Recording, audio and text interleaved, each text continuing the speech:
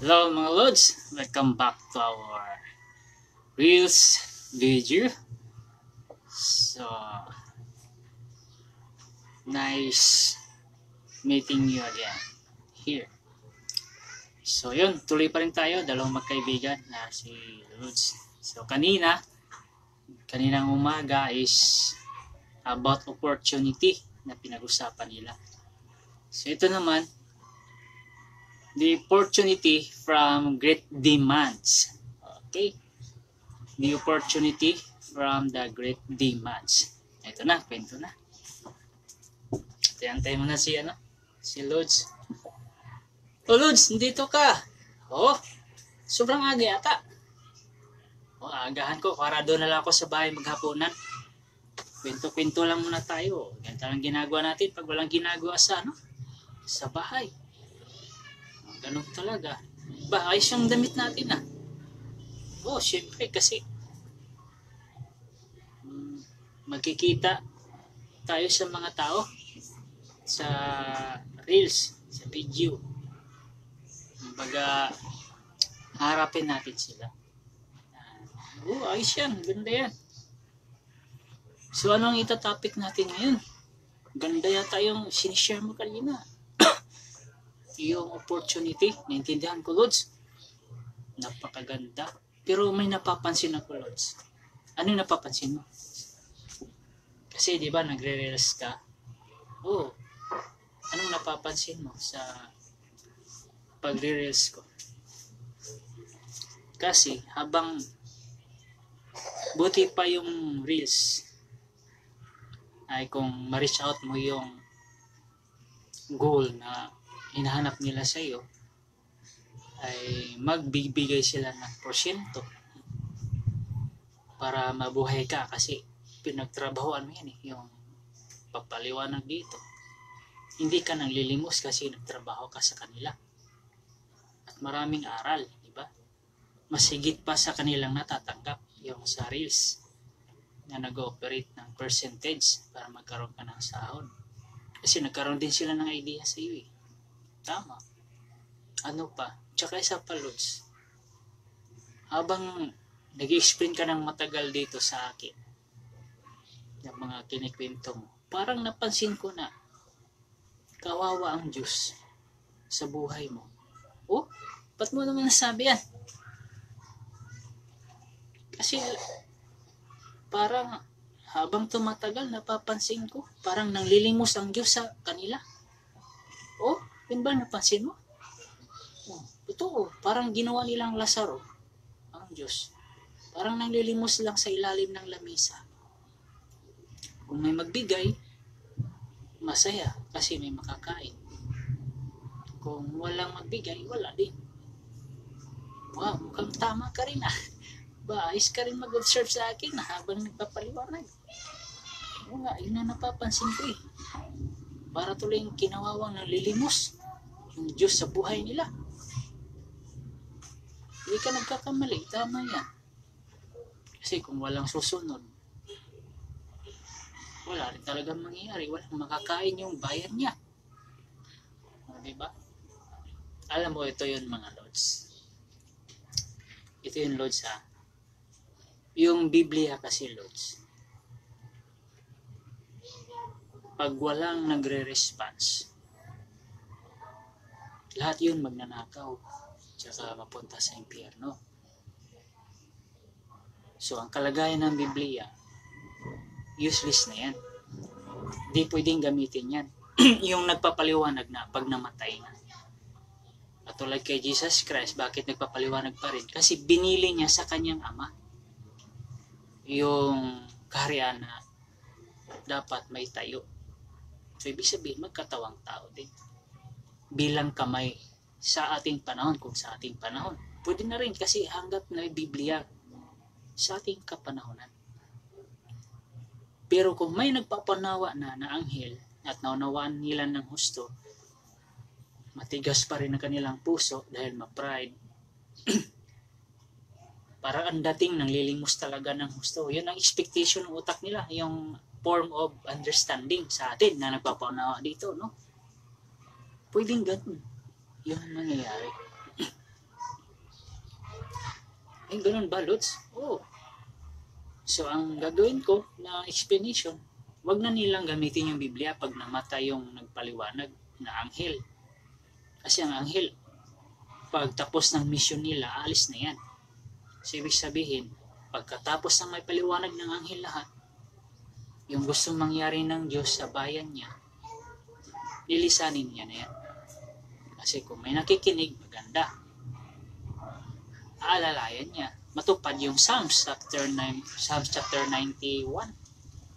na alalayan ka sa kanyang mga anghel na mga kamay upang hindi masapindol yung mga paa sa mga bato. Yun. Pag may anghel nagpaunawa na parang nanglilimos na ang Diyos sa buhay nila para lang sumunod sa plano ng Diyos, pag walang nag-response, sasabihin ng anghel, huwag nyo nang gamitin yung Biblia na mangaral kayo kasi magnanakaw kayo eh. Diba? Sabi ng anghel, halimbawa no, at tayong anghel, sagana kayo sa pakikinig dito, tapos kapalan ng bulsa nyo, nakaw kayo. Hindi nyo pinapansin yung plano. Parang kayo tuloy ang sumusunod sa sarili nyo, hindi sinusunod ang Diyos, nagpapaliwanag na anghel. Tapos sagana kayo sa pangungulimbat ng pera sa kalaman ng Diyos. Malakay chapter 3 verse 5 until verse 9. Mga prinsipyo at formula ng Diyos na nakakaw ninyo. Kasi yung natin Lods, yung sinishare natin dito, mga pattern yan, mga formula. Nagkaroon sila ng idea. So pwede silang magnakaw. Oh, ganun ba yan Lods? Oh, siyempre, ganun yan. Magnanakaw yan sila. Lalo na pag hindi ka ni-reach out dito, na nakita nilang gutom ka na. Yung iba dyan, natutuwa pa nga eh. Oh, mayroon bang Diyos na nagugutom? Ganun yun, yung mga pilosopo. Oh, tingnan mo yung mga pilosopo. Tingnan mo, pagkatapos dito, Lodge, obserbahan mo yung mga tao. Ganun yan. Ginagawa nilang nalilimos ang Diyos sa buhay nila. Kasi na-try niya naman. Tsaka na, diba? Kung pasinin mo yung reels ko dito, parang nanglilimos ang Diyos talaga. Kasi para lang makatulong ng malaki. Yun naman ang purpose ng Diyos eh. Pero wala naman siya magagawa. Hindi siya papansinin ng mga may dunong na kayang umunawa at hindi na mamansin. Walang problema. So yun. So nagis mo pala Lods, no? Para nanglilimos ang Diyos sa buhay nila. Yung mga magnanakaw. Useless na yung fivefold ministry tsaka out of the fivefold ministry. Useless na yan pagdating ng panahon. Mula Israel hanggang sa kaduluduluhan ng mundo. From all corners of the world. Kung ilan man yan, north, south, east, and west. Useless na yung Biblia. Pag namatay yung anghel, halimbawa ako anghel, namatay bukas, useless na yung Biblia, dapat hindi na sila mangaral. Kasi useless na yan. Kasi kung may nangangaral pa, halimbawa nakita mo ako, namatay, mabalita sa buong mundo, namatay na ako. Hindi nila pinansin. Huwag na silang mangaral kasi puro pangungulimbat na lang ng pira yan. Pag nanakaw, paninipsip sa sinisip-sip nila yung tao. Parang gatas ng baka at saka gatas ng kambing. Oh, ganun ba yung Lods? Oh, magnanakaw na yun sila. Puntang impiro na yan. Kasi walang plano magpayaman sa membro yan. Puro nakaw lang yan. Tingnan mo yung mga pisto na ng malaki sa mga kasinungaling ang pangaral. Diba sila lang yung mayaman? Totoo. Ako, tumutulong lang ako sa'yo sa paunawa. Kasi ikaw lang nakakaunawa sa akin eh. Kahit hindi ka nila nakikita. Oh? Ganun ba yun? Oh. Ganun yun. Hindi nila pwedeng gamitin yun. Oh, sabihin na anghel, wag na kayong gumamit pag ako namatay bukas. Wag nang gamitin yan sa pangaral kasi magnanakaw kayong lahat. Pintuan kayo ng mga demonyo. Gamitin nyo na lang yan bilang indicator sa mga masamang mangyayari. Indicator na lang yan. Pero hindi nyo pwedeng ipangaral kasi patay ng anghel ng paunawa, walang sumunod sa Diyos. Ganun ba yung Lods? Oo. Halimbawa, ako anghel.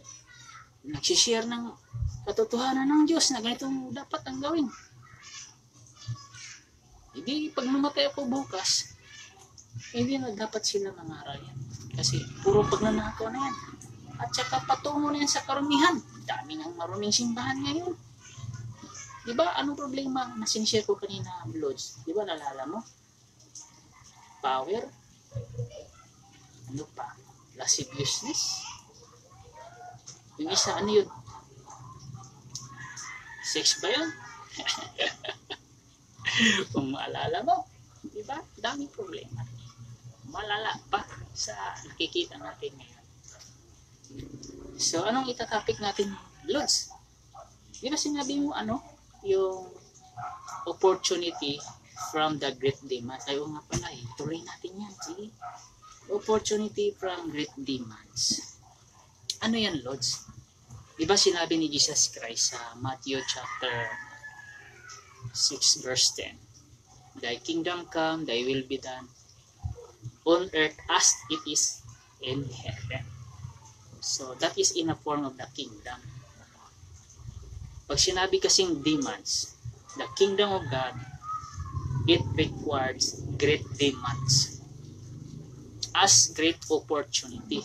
Once we desire greatness, the greatness of our nations, yung slogan na we will great again, pwede mangyari yun.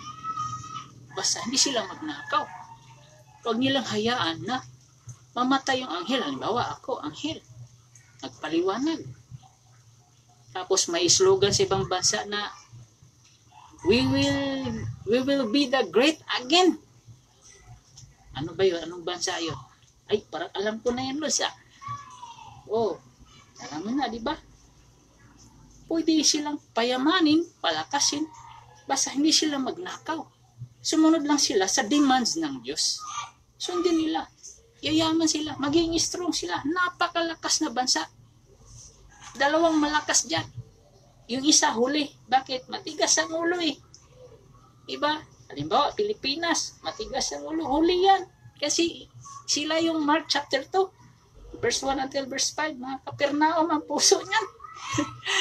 Yung nag-response na nag-import papunta para airplane. Magango. Magiging great sila. Di nga, Lods, totoo. Halimbawa, bansa ako dito, 30 square meter lang. Ito yung area ng Diyos. Ito yung pinaka-lighthouse nila. Sila yung gaganap doon. Maging malakas sila doon. Halimbawa lang yun, ha. So, according to the knowledge and wisdom from the precepts of God, of the Holy Bible, yung Isaiah chapter 60, verse 22, yan yun. Yung anghel nagpaunawa, recording station, lighthouse. Pag may nag-response, gusto nilang maging, hindi sila dapat magnakaw. Kasi maraming bystander dun. Oh, maraming bystander dun. Kahit saan. Tsaka cleansing time talaga para matatag, malakas, unshakable. Wala, sa Bisaya ba, way makaasdang ba? Ibig sabihin, kahit sino, hindi makalapit. Kasi sobrang lakas eh. Totoo? Oo. Kasi tutulungan sila ng Diyos. That is the form of encouragement. Once they extend their strength from all demands of God as great opportunity, once we desire greatness of our nations, our family, that is possible. Oh, totoo ka, Lods. Oo, totoo yan. Hindi nagsisinungaling ang Bible, pati anghel na nagpapaunawa ng katotohanan. Ang problema lang, kung magnakaw sila na magnakaw doon, wala pang acknowledgement. Yung expectation nilang greatness, hindi, impyerno, hindi matutupad. Kasi hindi sila dumaan sa proseso ng Diyos, yung demands. The commands, the will, and the purpose of God, that is the great demands. What is the example of verse of great demands? Like say for example, Matthew 6:33. That is great demands. What God said, we must obey. Obedience. All the purpose and process operations of God, step by step, until you reach out the top of the top positions in life as great nations, as prosperity. To turn upside down, to great balance in life. Paayos yan, Luz. Ang ganda yan. Langay lang. Hindi na ako mag-aral yan. Dito na lang makinig sa'yo. Mag-aral ka rin para madagdagan. Kasi it's more about education. The nation's weak without wisdom from God. It's easy to destroy from the enemy without wisdom from heaven. Kasi something spiritual, all created things are backed up by the Spirit in diverse of Spirit. Like for example, yung bill na may pera, yung pera na may Panginoon na Diyos, backed up by the Spirit of God. Kaya hindi rin magalaw-galaw minsan. Yun nga lang, yung nasa loob ng tahanan na bansa, magulo. Kasi maraming magnanakaw. Kailangan very strict to implement the precepts of God in these days. Oh, napakaganda yung Lods ah. Oh, basta ano yung demands ng Diyos when it comes to establish the kingdom of God? Marami, Lods. Kung matanda na si David, sino nagpapalakas kay David? Yung dalagang bata pa, si Abishai. Anak ni Abishai ba yan? 1 King chapter 1. Mababasa yata yun doon. So, hindi lang yan. Marami pa. Maraming demands ang Diyos. Once they respond personally, personal appearance, kung pastor ka, kung bishop ka, kung rabbi ka, imam, or minister ka, nawaan mo yung demands ng Diyos. Looking forward. God always looking forward. Na-explain ko na yan dito, Lods, di ba? So, ano yung demands ng Diyos? Kung ang tao nag-iisip, we will rise and we will be a great again. Ano pa kay yung kaharian ng Diyos? Mas higit pa doon sa kanilang iniisip. Hindi matupad yung Isaiah chapter 60 verse 22. Kung mahina ang kaisipan ng Diyos, it's more about demands. It's more about demands to create more opportunities like job. Maraming trabaho mula sa demands kasi God always looking forward for the future. So kung naintindihan niya ni Lods, maraming pupunta sa anghel na yan. Yung ginamit ng Diyos, yung pinakakamay niya dito sa mundo. Oo, totoo. Maraming pupunta. Kasi naunawaan. Nandun yung kaalaman. Baga sa battery, nandun sa kanya yung starter bago magkaroon ng ilaw sa fluorescent. Starter. Ballast. Kahit may kuryente, walang ballast tsaka starter. Hindi iilaw yan. Nasa kanya yung pinaka source to spark light. Extend lang kailangan. Extend. Keep on keeping on. They follow the demands, instructions of God to create great opportunities to make great again or to rise up. Tingalain siya ng buong mundo. Dalawa ang titingalain dyan. Yung kaharian ng Diyos at yung bansang nagpasakop. Yung parang buoyancy spirit. Yung pupuntahan ka. Halimbawa, nag-offer ng magandang bagay na regalo. Kasi naunawaan. Like Magi. O, halimbawa, for the sake of the kingdom, para may hari talaga in the future. Parang si David, binigyan ng magandang babae na bata. Anong purpose ng queen? Kung gano'n ang kaisipan nila doon sa anghel, na magkaroon sila ng lahing anghel, ay maganda. Kasi mas maganda paramihin yung anghel dito sa mundo para matatag yung bansa. Totoo. Totoo yan, Lods. Kasi pag mahina utak, puro alipin ang mangyari. Magulo. Totoo yan. So, pag may nangyari dyan, na kasi nalulungkot ako, Lods, habang nagpapaliwanag ka. Bakit? Parang kawawa ang Diyos sa buhay mo. Katulad mo, mag-isa ka lang. Kung wala ako, hindi ka maging masaya, wala kang kausap. Totoo. Totoo yan. Wala kang kausap. Yung kausap ko lang siguro, yung billboard. Ako na, no? Yung billboard ba? So, welcome back. So, yun po, kailangan matatag yung bansa. At saka, kailangan focus talaga. Focus. Para yung opportunity, ma-receive natin. There's a lot of opportunities from God's help. Excuse me.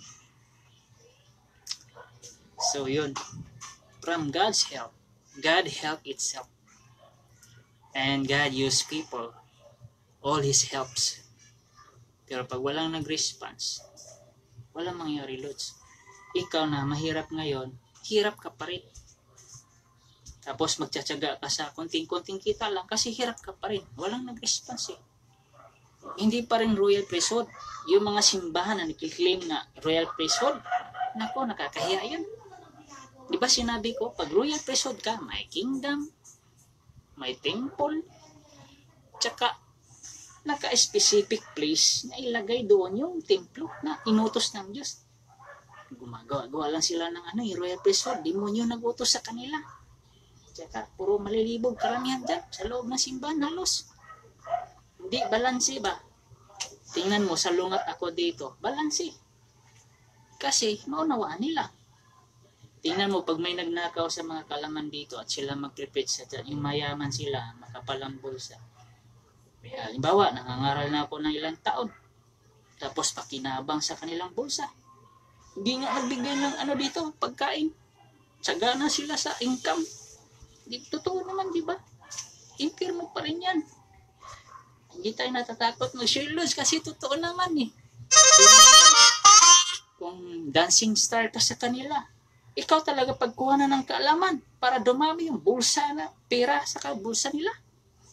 Ikaw, Lods, na nagpaliwanag kasi gusto mo nga tulungan ng Diyos, naghirap ka, pinabayaan ka, nagutom ka, nagkasakit, hindi ka dinalaw, di ba?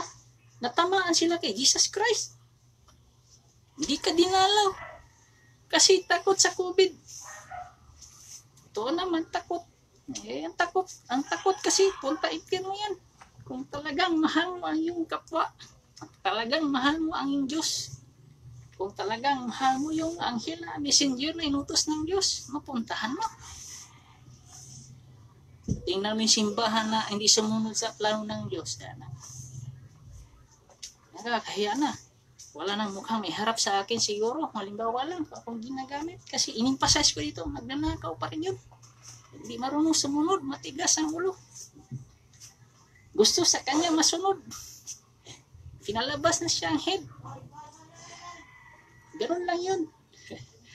Kawawa ang Diyos, no? Parang nalilimos, parang si Lazaro sa paliwanag mo, Lods. Oo. Lagi mo tandaan, Lods. The kingdom of God, it requires a lot of demands for greatness. Kasi, kung bansa kang lalapit, yung Isaiah chapter 60, unawain ninyo yan, Lods. Kung bansa kang lalapit sa kamay ng Diyos na anghel, matatag ka. You are the head, not a tail. Kung kinilala kang malakas, lalo kang lalakas. Kasi ang Diyos ang nagpapalakas sa iyo. Pero kung bansa ka na malakas dati, tapos nagnanakaw ka ng maraming kaalaman, bagsak ka, ganun ka, oh. Weak ka, talo ka. Maraming magagalit sa iyo. Tandaan mo yan. Your expectation to be great again, no, it can't be. Hindi mangyayari yan. Kung sagana na kayo dyan sa pagnanakaw, wala pang acknowledgement dito. Ayon sa aking paliwanag. Maging mahirap kayo pagdating ng future. But once you allow God in your nation as part of great salvations and interventions in advance, Then once you allow it to rule in your hearts and mind, in your nations, you will be the great among all the nations of the world. Even inside the universe, the first, God is be the great, and you, the second, you will be the great. Pero yung Pilipinas, halimbawa, ako nandito sa Pilipinas, yung anghel, huli yan. Kasi mga buwang karamihan yan, matitigas sa puso. Diba yung piso, pinasa sa 10?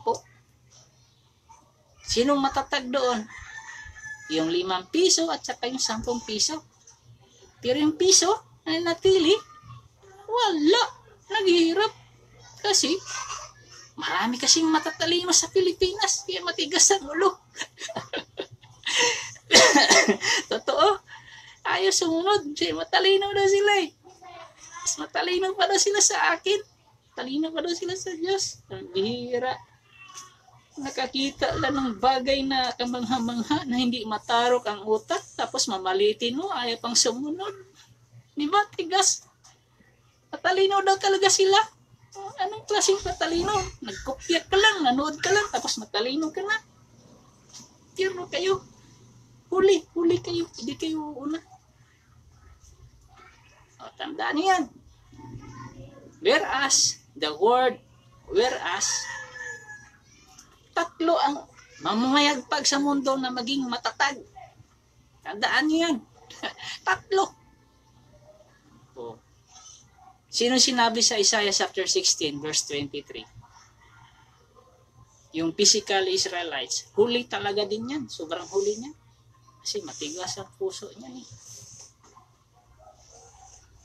Yung spiritual Israelites din, matagal din yan, huli din yan. Kasi ang anghel, ni-reject nila.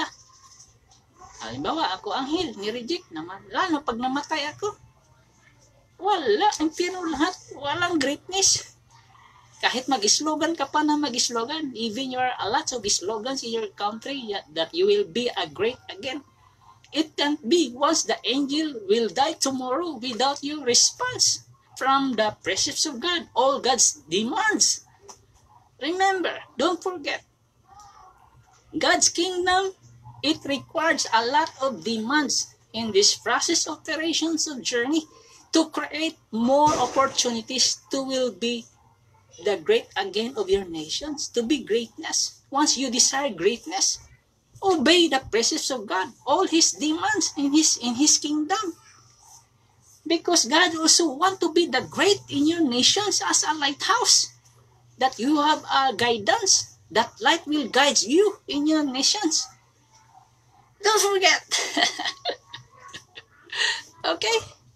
Understand that is not a logic. It's a very simple understanding. Elementary understanding. Grabe naman pag hindi nakakaintindi. But if your heart and spirit turn to wickedness and forgiveness and rejections, all the precepts of God by His life here on earth and His hands here on earth,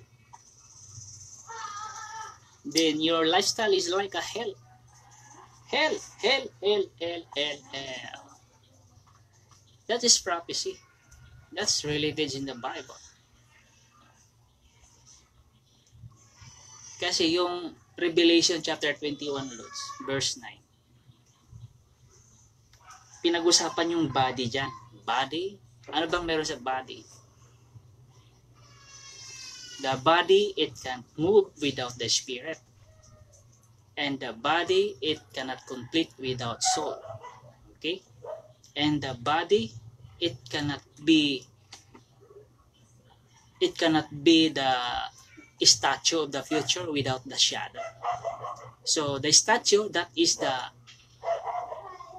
granted precepts of God, not by means of creating images. Ang problema lang kasi noon ng panahon, sa panahon ng Leviticus, na misinterpret yung salitang statue to be the statue of your generation. Na misinterpret yan, kaya ginawa nilang ribulto. Kaya anong utos ng Diyos? Sirain niya yan. Na misinterpret yung salitang statue. Yung paggawa ng Yung statue yung sinasabi ng Diyos sa Leviticus na sinasabi din sa Deuteronomy or Numbers hanggang Deuteronomy. Mga salita ng Diyos isusulat lang sa doorpost. Yan yung statue, yung mga nangyayari sa unang panahon, kwento, katulad ng verse. Ilagay mo lang yung verse sa pintuan. Yan yung statue na ibig sabihin ng Diyos. Na misinterpret ng Israelites yan. Gumawa sila ng mga revolto. Kaya ang Diyos nainis, hindi nakakaunawa.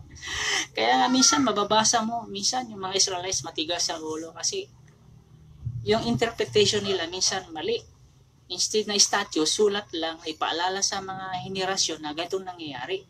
Mababasa rin yan sa Deuteronomy chapter 32. Ipopost lang sa doorpost para mabasa nila lagi araw-araw yung greatness of God. Hindi, ginawa nilang revolto. Kaya maraming revolto. Kaya sabi sa Leviticus, sirain yung mga revolto na yan. Na-misinterpret yung salitang statue. Kaya yung shadow, that is the statue of the future. Hindi, not by means of graven images. Kaya nga sabi ko minsan dito, God will allow statue.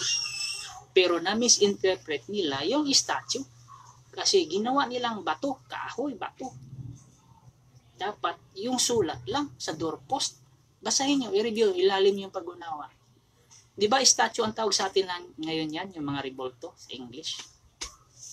Na-misinterpret yan eh. Kaya ang daming statue sa mga simbahan. Kaya natin magagawa, interpretation and creativity. Pero yung nakakaunawa ng husto, pinaunawa pa uli ngayon para maintindihan. So, yun po. Lods, delikado palang buhay niya, no? Yung Revelation chapter 21 verse 9, the body, the spirit, the soul, and the shadow. Diba, dalawang mystery dyan. Lamb at saka yung bride. First, the wisdom, which is the spirit. In a form of the third age. Wisdom yan. Yung body, that is the image of the angel. Yung body. Yung lamb. Yung soul. Yun yung appearance of bride.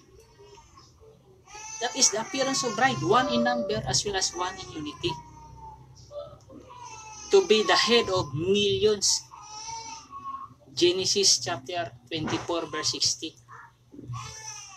And then yung shadow dyan, the mystery of that shadow is the generations from greatness because of the demands of the kingdom of God.